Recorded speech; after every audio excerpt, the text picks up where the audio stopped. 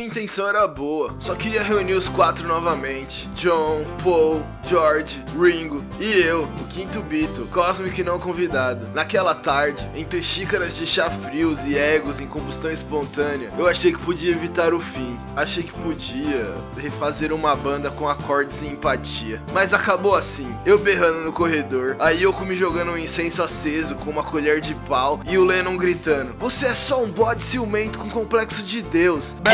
Ele tava certo.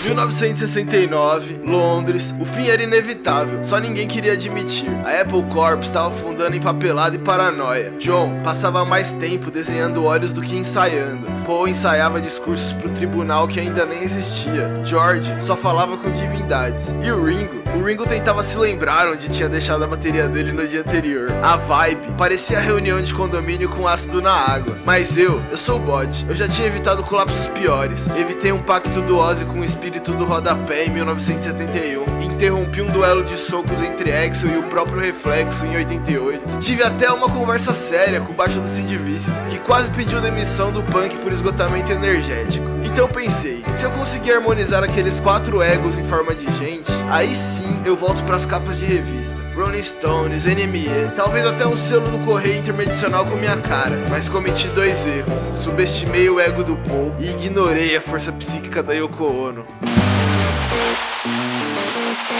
Cheguei no Abbey Road com um plano simples e absolutamente revolucionário: unir os Beatles com o poder da harmonia quântica. Uma técnica experimental que mistura terapia de casal, alquimia sonora, psicodelia reversa e uma pitada de chá de cogumelo desidratado em Marte. Toquei a primeira sequência, silêncio. Depois, Ringo chorou, George largou um mantra pela metade, Paul arqueou a sobrancelha e disse: "Isso me lembra quando a gente era só barulho e amor." E o John olhou pro teto, suspirou, deu um leve sorriso e caminhou na minha direção. Aí eu pensei, funcionou! O impossível tava se tornando um documentário da BBC. A capa da NME ia ter minha silhueta contra o pôr do sol, com a legenda: "Pod reúne os Beatles e toca o solo mais triste da história." Até que ela entrou. Yoko, calma, silenciosa, com uma xícara de chá e uma aura que faria qualquer entidade cósmica repensar a eternidade. Me encarou e disse, como se estivesse me esperando desde sempre: "Esse bode já causou distorções demais na história da arte sonora.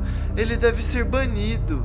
De novo." Bah, como assim de novo, Yoko? Quantas vezes uma entidade sonora pode ser apagada antes de sumir de vez? Mas era tarde. George entrou em posição de flor de lótus e começou a emitir frequências que só golfinhos compreendiam. Paul apontou pra mim e gritou: esse bode, ele sempre aparece quando a gente briga." John tentou intervir, mas tropeçou num tamborim. E o Ringo tava colando adesivos numa garrafa de leite achando que era um disco novo. E assim, o plano quântico virou um caos barulhento. Fui derrubado por um tripé, chutado por um road e expulso com uma caixa de discos que ninguém ouvia desde o álbum branco. O estúdio inteiro virou um campo de batalha emocional, e eu só queria tocar uma música juntos de novo. Mas parece que o rock não é lugar pra reconciliação, é pra explosão.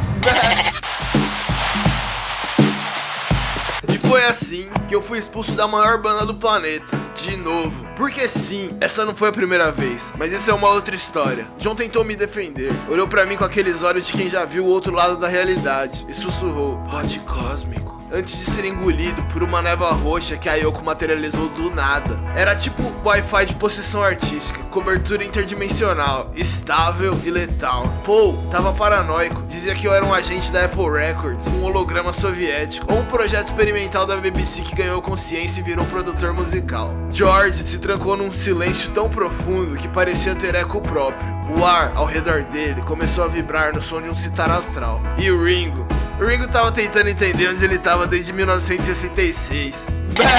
Na manhã seguinte, ainda tentei voltar com um disfarce: bigode falso, calça boca de sino, pulseira de couro vegano, um vinil da Yoko na mão pra fingir respeito e despitar o detector de intenções hostis. Mas não adiantou, os seguranças já estavam me esperando. Me escanearam com um aparelho que parecia uma chaleira com antena e o visor piscou: "Alerta, entidade metafísica não autorizada."